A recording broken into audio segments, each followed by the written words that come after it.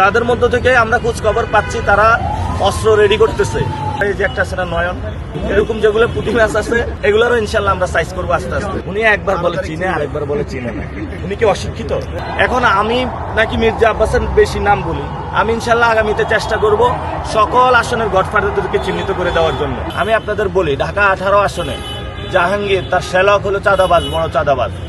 রবিউল ইসলাম নয়ন সন্ত্রাস, তারপরে হলো ইশরাক বিশাল চাঁদাবাজ, তারপরে হলো ঢাকা 7 হামিদ, সে কি অস্ত্র ব্যবসায়ী। কাইয়ুম ভূমিদস্যু, আর নাম বলেন আপনারা, ঢাকা 10 রবিউল, সে তো খুনি।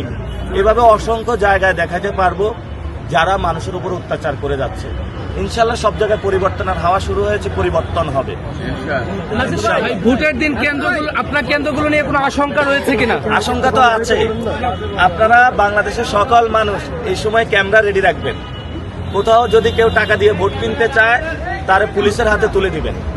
কোথাও যদি অস্ত্রের মহড়া দেয় তাকে পুলিশের হাতে তুলে দিবেন। তাদের মধ্য থেকে আমরা খোঁজ খবর পাচ্ছি তারা অস্ত্র রেডি করতেছে এবং পুলিং এজেন্ট তারা বলছে 9টা থেকে 11টা পর্যন্ত তাদের ইনস্ট্রাকশন দিছে তোমরা এই সময় দখল করে ফেলবা। তারপরে নাসিরউদ্দিন পাটোয়ারি যখন হারার ভয় দেখবে তখন তোমরা সবাই দখল করে ও বসে যাবে। অনেক প্ল্যান করতেছে। আল্লাহ কোরআনে বলেছেন ও আমাকারুল্লাহ, তারা অনেক ষড়যন্ত্র করে, কিন্তু আল্লাহ তাআলা সবচেয়ে বড় হলো প্ল্যান করে।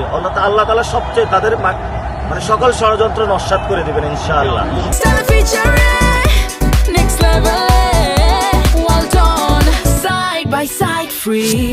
এখন আমি নাকি মির্জা আব্বাসের বেশি নাম বলি, আমি ইনশাল্লাহ আগামীতে চেষ্টা করব সকল আসনের গডফাদারদেরকে চিহ্নিত করে দেওয়ার জন্য। তখন সবার নাম চলে আসবে। আর এখন চাঁদাবাজি শব্দটা বেশি শোনা যায়, সামনে সন্ত্রাস, দর্শন, রাহাজানি, খুন সবগুলো ইনশাল্লাহ এক্সপোজ করে দিব।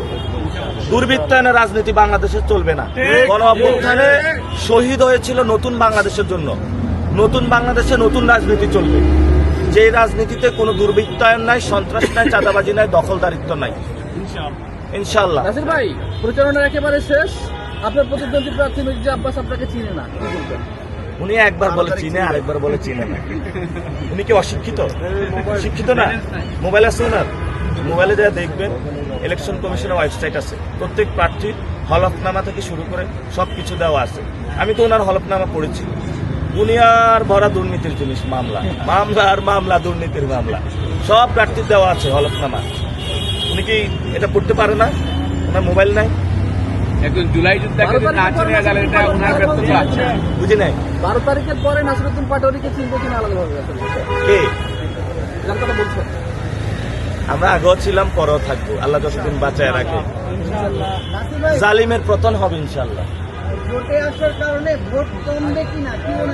ভোট আরো বাড়বে। জোট হয় কি কারণে? আপনারা 10 জন বন্ধু একসাথে ট্যুর করেন কেন? খরচ বাঁচে, আরো আনন্দ বেশি হয়। জোট হয়েছে এজন্যই তো যে আমরা সরকার গঠনের জন্য। সারা দেশের নির্বাচনী